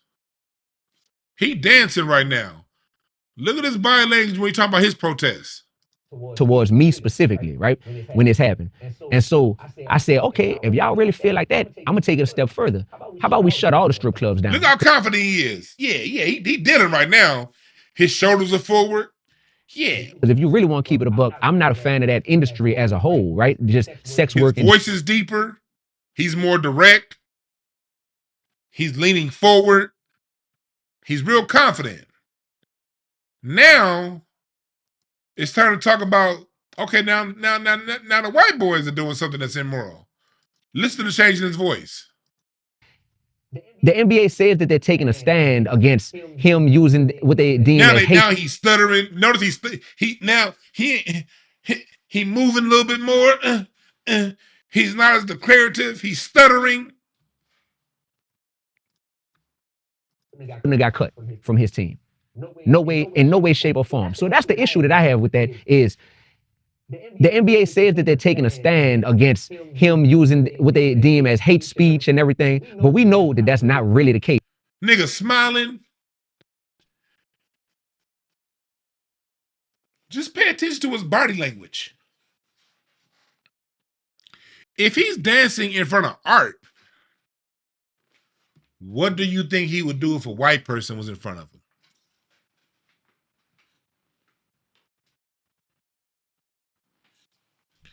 If in front of the black man, Your body language go from this. Making diss tracks about me. People started making threats towards me. People started really getting angry towards me specifically, right? When this happened. And so I said, okay, if y'all really feel like that, I'm gonna take it a step further. How about we shut all the strip clubs down? Eyes direct and focus. But all you had to do was mention a white man. Look at his body language shift. He wouldn't have got cut from his team. No way, in no way, shape, or form. So that's the issue that I have with that is the NBA says that they're taking a stand against... Trying to choose his words carefully. Chat room, is it just me? In my chat. What's this nigga's birthday? April 10th. His birth. Oh shit, I forgot my website's down. April 10th. What's this nigga's birthday? Just real quick. His birthday is April 10th. I get it now. He's a jack of diamonds. That nigga's a court jester. That's what the jack of diamonds is. That's the court jester. The jack of diamonds can say whatever it needs to say to sound good in front of you. Very quick like that. Very quick, very quick. You a jack. Okay. Okay. Him using what they deem as hate speech and everything. But we know that that's not really the case because it... Let's keep going. Yeah, and he's an Aries. Oh, I'm a man of God. And this is what it says according to when he was younger or sexually abused or things of that nature that come out that surround his statement. And it makes people say, maybe he could have gone about it differently. But at the end of the day, pound for pound, what that man said was just something that was already in the word of God, in the Bible, which he adheres to. And before he's an NBA player, before he's a basketball player, he's like, bro, I'm a man of God. And this is what it says according to the book that I follow. If he had been somebody else, if he had been an all-star, if he had been a future Hall of Famer, no way in the world the NBA would have cut him. That's a bad combination. I ain't know that, man. That he got mental issues and they cut him from his team. I mean, that can lead to suicide. Hopefully that don't happen, but yeah, man, that can get real, real bad, man. Correct. And you know, you go on social media now and it's just it's a frenzy. It's a firestorm. Everybody on social media just wants to either make fun of him or have an opinion about how he should. Dancing, but he ain't talking about protesting. Take his temperature and get his views on where he. Let me go back some. About you. And I know that young brother, if anything, there were a lot of people that were like, Dee-1, when you gonna say something about this? When you gonna speak up about this? What people don't know is me and this brother were communicating in the DMs on Instagram a year and a half ago, right? And I heard something from Ray Daniels earlier where he was like, he wants to bring Dee-1 in as a consultant and talk to Dee-1. This dude, all I'm gonna say is I'm getting Jamal Bryant vibes. I'm just gonna say that. Different generation, you know, different parts of the country, different delivery. But I'm kind of getting Jamal Bryant hustling kind of vibe. I may be wrong. Feel me? Yeah, hopefully they give him his job back, man. But I want to ask you personally, how do you feel about that? That lifestyle being, you know, shown in cartoons, movies, commercials. It's everywhere at this point. How you feel? Another great question by Art of Dialogue. See, Art ain't going around. See, me, I would be more declarative. Art is just asking the question and putting it out there. Because we got to see how tough he was acting when it came to shutting the strip club down. Now, I'm going to play Art's question again and watch how he reacts to it. Shout to him first, you feel me? Yeah, hopefully they give him his job back, man. But I want to ask you personally, how do you feel about that? That lifestyle being, you know, shown in cartoons, movies, commercials. It's everywhere at this point. How you feel about it, man? The gay community has figured out how to use their collective power to make it to where disrespect, or what they deem as disrespect, will not be tolerated. Because they make sure that, hey, if you disrespect us publicly, we know how to unify, we know how to come together in a way that's going to make it to where you're going to pay for the statements you made. Even if the statements aren't said in a disrespectful manner. Right there. He knows what the gay community is going to do to him if he says some bullshit. It sounded to me as if Dee-1 is afraid of the gay community. He afraid of them. But he's Leo the lion hunter when it comes to the black community.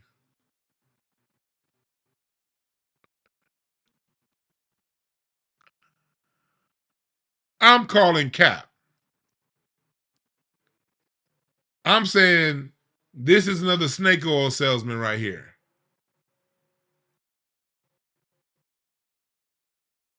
If you ain't willing to go at the true power structure, but you 10 toes down at going at other black people, you're the problem. Because he's going to say something here about us getting, I'm going to see if I can find that spot about us getting ourselves together first. That right there, gay people and Jews, we have seen those two groups be able to unify and use their power to say, hey, anything we deem as disrespect will not be tolerated and you will pay for it. So if anything, I feel like the black community, we should be able to learn from that. The hip hop community, we should be able to learn from that and figure out how do we more collectively unify to where no disrespect will be tolerated from the outside. But the issue is, if we disrespecting ourselves from within, and as black people, if we're the ones glorifying killing each other and glorifying disrespecting our women, then we don't have a pot to piss in when it comes to other groups saying stuff about our community that we might deem as being disrespectful. Because they'll be like, yo, let's break that down. Another coward ass statement. Black people have to be perfect to deal with outside disrespect. We deem as disrespect will not be tolerated and you will pay for it. So if anything, I feel like the black community, we should be able to learn from that. The hip hop community, we should be able to learn from that and figure out how do we more collectively unify to where no disrespect will be tolerated from the outside. But the issue is, if we disrespecting ourselves from within, and as black people, if we're the ones glorifying killing each other and glorifying disrespecting our women, then we don't have a pot to piss in. Okay. Question, chat. What group of people runs the porn industry? Does that group ever say, hey, how can we not allow people to disrespect us when we're funding all of the porn in the country? Do they say that? Dee-1 said we need to learn. So let's learn, nigga.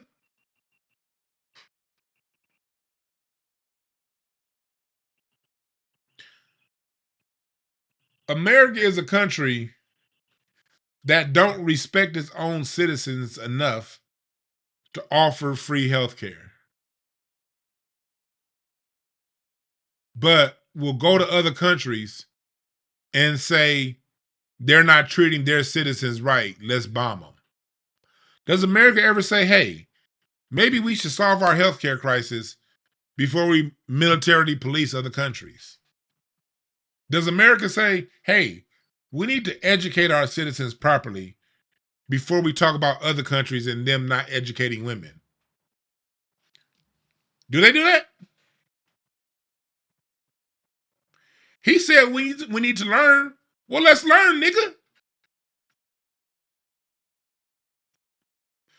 Did the wealthy white community say, hey, we have to stop policing and over-policing in America because we have a Jeffrey Epstein problem?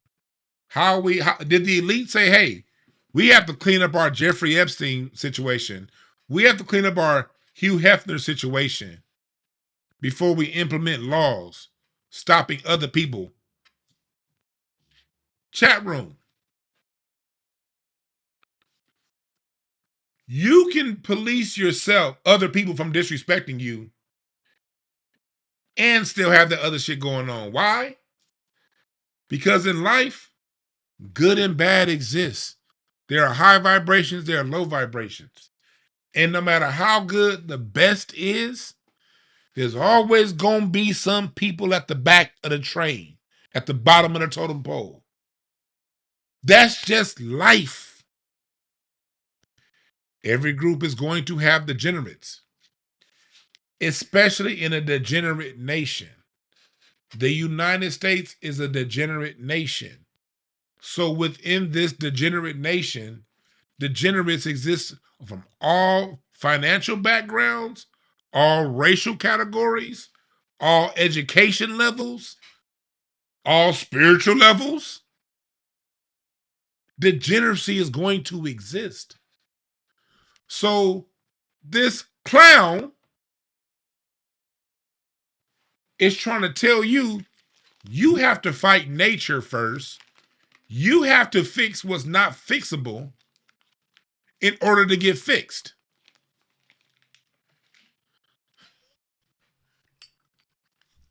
That's what he's saying. And this goes to all you niggas that think like that, because y'all ain't thinking. Man, I don't care. People still shouldn't be doing that. You're right. If all things are equal, they probably shouldn't. But guess what? All things ain't equal. And people come to this earth to deal with whatever situations they got to deal with.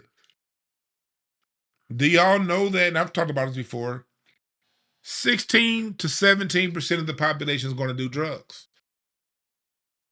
Asian community, Latin community, black community, white community. In America, 16% of the population is going to be on drugs. Across racial bounds, across economic strata. The difference is the drugs that black people do are over-criminalized. And the drugs that white folks do are not criminalized at all. So in order to fix that, you'll get somebody like Dee-1 to come in and say, well, we just don't need to all get off drugs. Sounds good. Fact is, in a country that imports drugs, there are going to be people who do drugs. The fight should be, first off, let's get the drugs out of the country for everybody. To me, that would be the first. How are these drugs coming in? Cocaine don't grow in America. How is it getting here? The first step would be, if you really care, to get all drugs out. 2, if people are going to do drugs, we should give them help. Whether they're white, black, Latino, Asian. The next step, if you're not going to get rid of the drugs, is to give help. Let's see if we can get these people on programs to get them off drugs. If you're moral. But it sounds like I'm listening to pseudo-moralism right here. The third step would be, okay, if we're going to criminalize drugs, let it be the same penalty for all drugs that are imported to America throughout racial categories. That's what somebody with morals will say.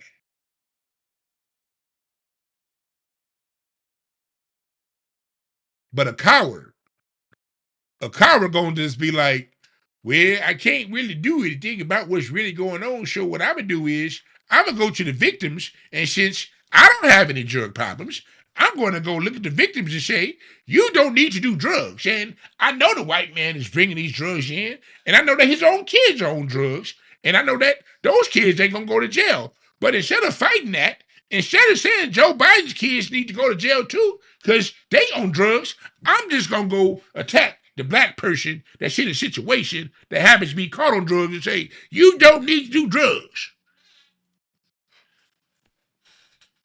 So Captain Lou Albino looking ass nigga.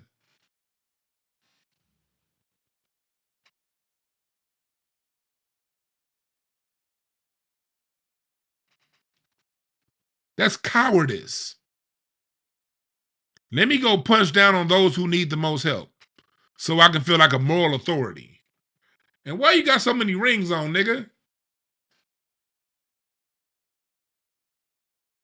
We should be able to learn from that and figure out, how do we more collectively unify to where no disrespect will be tolerated from the outside? I'll tell you how we more collectively unify. We say, until this problem is fixed in society, shit, I don't like strip clubs, but I just won't go that night.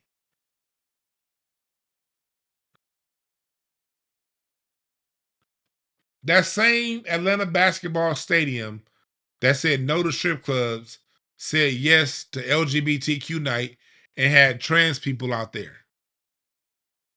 Portland Trailblazers had a trans night. Y'all didn't say nothing. Got gambling, DraftKings, ESPN betting app, Prize Picks. Man, do you know how many people are losing house and home right now because of betting apps. If we're going to prioritize morality right now, it should be on them betting apps. Me personally, I don't have a gambling problem. But when I watch sports, I got compassion for those who do. And if you got a gambling problem out there, you addicted to gambling, you got to hit up Kendall, the hypnotherapist. She's really good at helping you deal with that mental stuff. Y'all going to have to hit up Kendall. Go seek some therapy. Get some help from gambling. Because my heart goes out to people with gambling issues, because every fucking TV show you watch, every commercial is encouraging people. You get a free $100 if you just get 3 picks right. If you ask me, that shit is sadistic, man. People got for real issues with gambling. Real addictions. And they're being encouraged. Sign up now. Get a $2,500 bonus if you pick 3 games right. They're literally preying on people with gambling addictions. It's people with gambling addictions that got children at home. They got women that got wives that depend on them. Parents that need their support. Cousins that might need a financial bailout. But it ain't there because you gambling. And every TV commercial you trying to get, you done. Think about how many people, this just came to my mind. How many people fixed their gambling addiction 5 years ago, 10 years ago, and they stopped going to the casino, they got rid of their bookie's phone number, and they got a clean break, and they've been doing good for 10 years. Now that person got to watch basketball, boxing, football, and every time they tune in, they get enticed with something that probably destroyed their lives 10 years ago. Think about what that person goes through every time they turn on the game. But I got you fake moral fuckers talking about something. Well, still, it's still a strip club. Well, hell, at least the strip club encourages straight interactions. I don't want to put a kid in this situation, but I damn sure rather see a 15-year-old boy seeing that Magic City night than seeing a dude in a dress, in a spaghetti strap dress. I'm sorry. I would. I'd rather see a fake lap dance by a woman and a man than I want to see 2 men kissing. But you ain't got the smoke for the 2 men kissing, because you ain't got the smoke. This nigga just clout chasing off fake ass morals.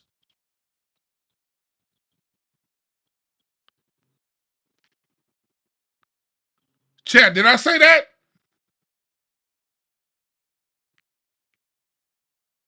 Is it just me? Now, I don't want a 15-year-old boy being around a strip club, nothing. But if I'm taking him to a game and I got to choose between men kissing, a nigga with a Sergeant Slaughter-shaped jaw and a spaghetti strap dress, gambling,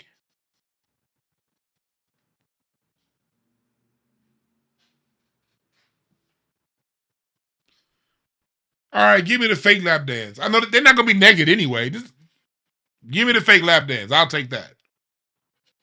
Give me the girl going up the pole. I'll take that over 2 men kissing. I don't apologize for saying that. And that's no disrespect to the LGBTQ community. Y'all live your life. But if I'm going to have a 15-year-old at a game watching something, if I got to pick a poison, I'm going to pick the pole.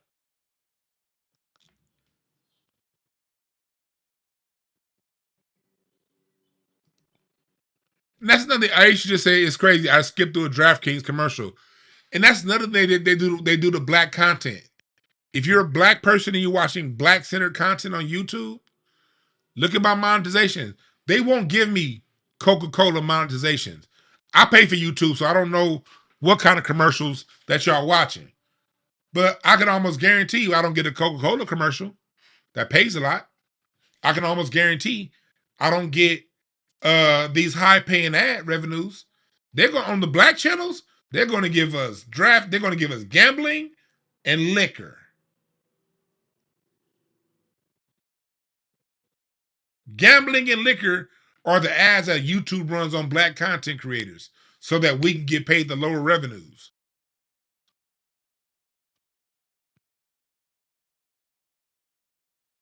So not only do my black audience get sold degeneracy, as a black content creator, I get paid less per ad because they're advertising the lower vibrational stuff to my audience, which they justify paying them lower ad rates.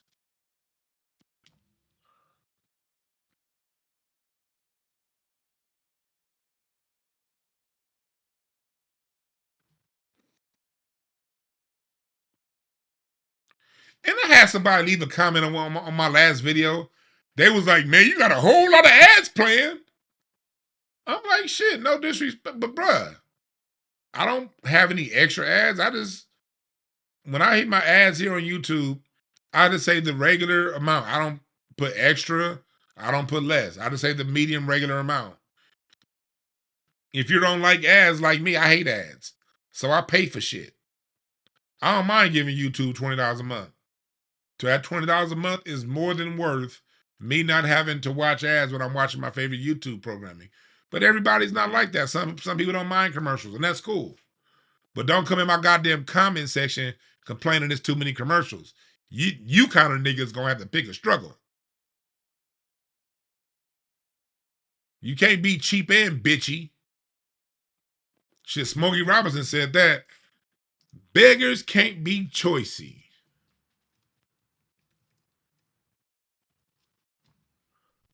Smokey Robinson and the Miracles. You can't be a choosy beggar. Here it is.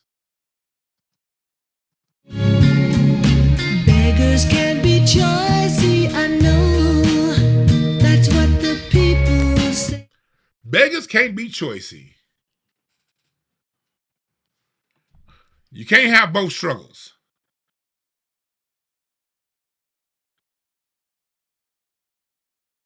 I personally pay for YouTube Premium because I ain't dealing with no goddamn commercials. But if I didn't pay for it, I wouldn't complain under somebody's programming and say, you got too many commercials. Like, nigga, I don't want to pay. I deal with it.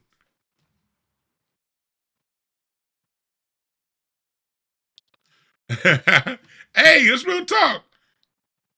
Don't you know Madison and I can be father-son bonding? It can't be. It definitely well can be. And I'd rather have a father-son bonding that than a son saying, hey, daddy, why does that man have on size 14? Why does that woman have on size 14 heels? Why does that woman's heels look like a pair of LeBrons?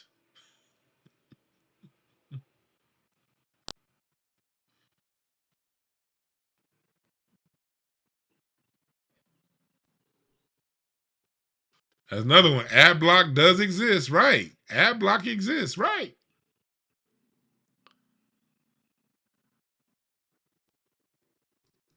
I say do what floats your boat. Just don't jump off your boat and come to me with no bullshit. Because I'm going to say some bullshit in return. Y'all know me.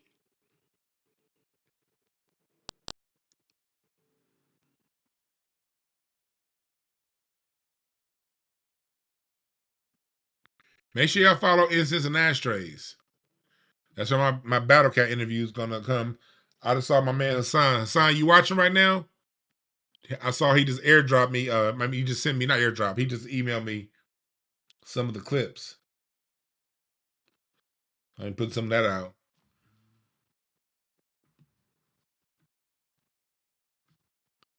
Right, adults find solutions, children complain.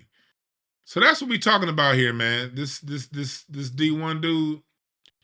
No disrespect to him. I don't know him, but I'm calling cap. Well, maybe black people just need to be perfect before we complain about anything. Name the perfect group. I'll wait. Those people with the tiny hats, you ain't going. He just finished talking about how the LGBTQ community.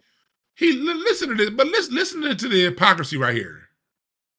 Respect will not be tolerated, and you will pay for statements you made, even if the statements aren't or what they deem as disrespect. My due diligence and try to reach out to him first. You feel me?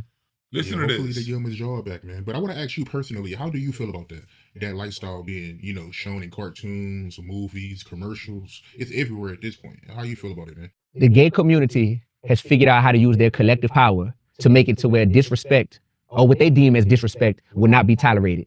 All right, let's go. Did he say, well, the gay community need to stop putting gay people in cartoons? That's for kids. He didn't say, well, we don't need to, I don't care what the gay people say. I'm not going to listen to them until they stop putting gay stuff in cartoons. Why do gay people got to put kids on the gay parade and have kids around all that moral degeneracy? Did he go through their community and say what they need to fix before we listen to them? Did he say that? So with them, they can put LGBTQ things in children's cartoons.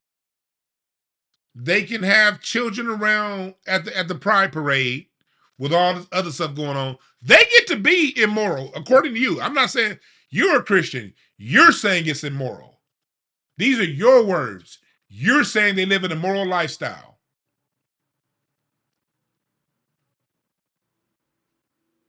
That's what you're saying. You didn't tell them they got to clean up their shit before anybody listens to them, did you? Let's play that again. This is coward talk. My due diligence and try to reach out to him first. You feel me? Yeah, hopefully they give him his job back, man. But I want to ask you personally, how do you feel about that? That lifestyle being, shown in cartoons, movies, commercials. It's everywhere at this point. How you feel about it, man? The gay community has figured out how to use their collective power to make it to where disrespect or what they deem as disrespect will not be tolerated. Because they make sure that, hey, if you disrespect us publicly, we know how to unify, we know how to come together in a way that's going to make it to where you're going to pay for the statements you made. Even if...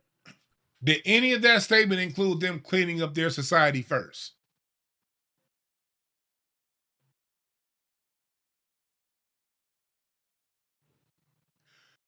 The gay community has the highest domestic violence rates. Did y'all know that? The trans community even higher. The LGBTQ has domestic violence rates that far exceed straight couples. Did y'all know that? Did he say they need to clean up their domestic violence first?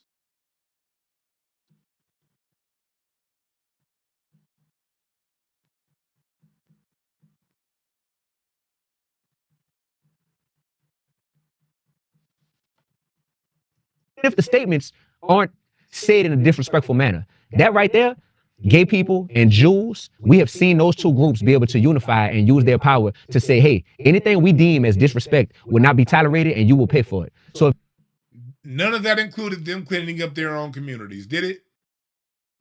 If anything, I feel like the black community, we should be able to learn from that. The hip hop community, we should be able to learn from that and figure out how do we more collectively unify to where no disrespect will be tolerated from the outside. I agree with that part. Then comes this part.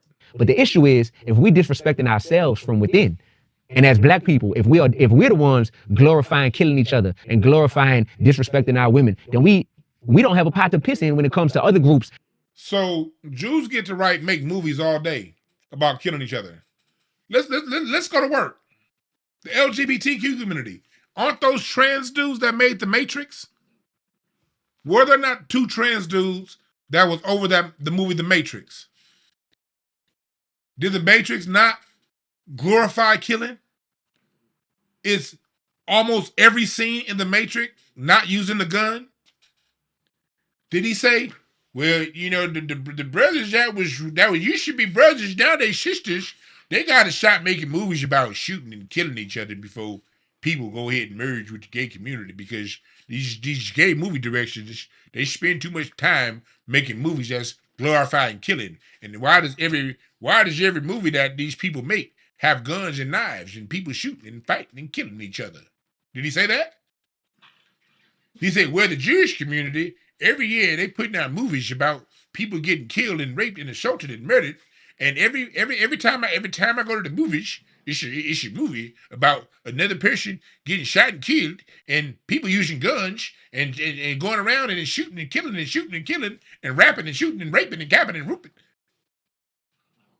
So they get to make degenerate movies all day, and we can't say nothing. Lee Daniels get to go around and make movies about dookie activity all day, but when it comes to black people, we got to stop making movies. We got to make movies about not shooting and killing each other, and shooting and shooting and shooting and shooting and shooting and killing and shooting and killing. I can't be shooting and killing because if we shooting and killing in our music, then nobody's going to respect us.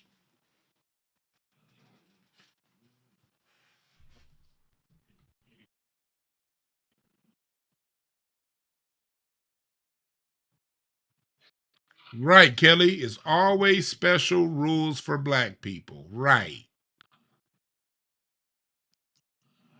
And I'm not with it.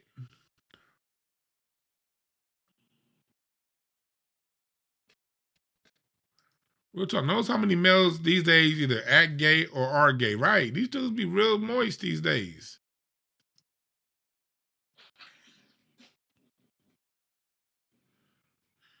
Yeah, he is FBA. Yeah, definitely. He said, Fannie Well said he on Louisiana City Council, but he tap dancing like Savion Glover. Right. I saw Savion Glover at the Hollywood Bowl last year. Tap dancing like Savion Glover.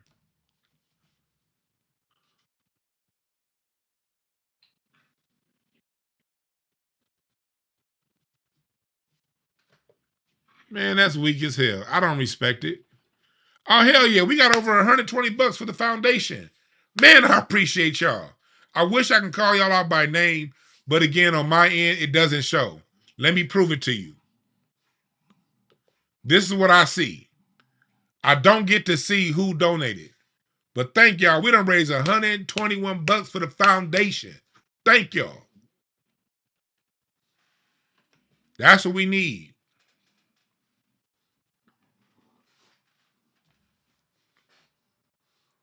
He said he's another 19 keys. Ooh, shit. I didn't say that.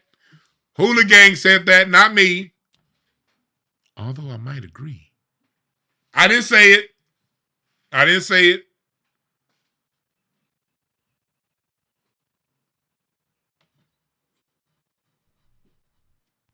Yeah, I have a thank you message. But okay, so Chris, y'all see the thank you message?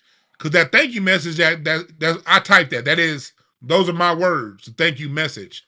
Those are my words. I just don't get to see none of the animations here.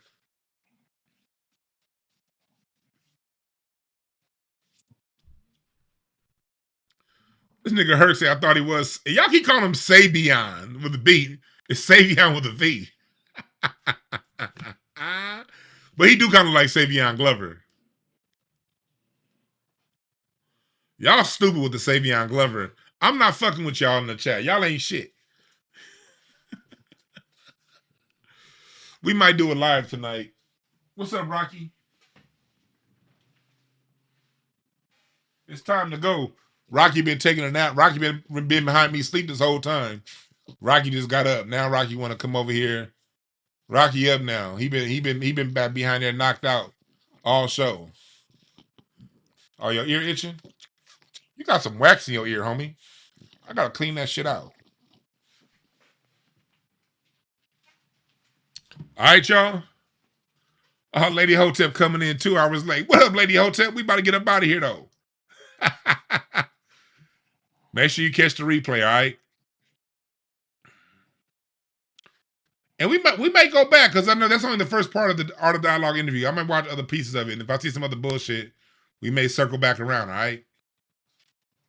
But no more of all this fake shit, fake morality. Stop the fake morality and stop the fake apologies. That lady said she's sorry. She can kiss my ass. All this fake shit gotta go. Let's deal with the real. You dig? Let's deal with the real. All right? Thank y'all again for listening. We out.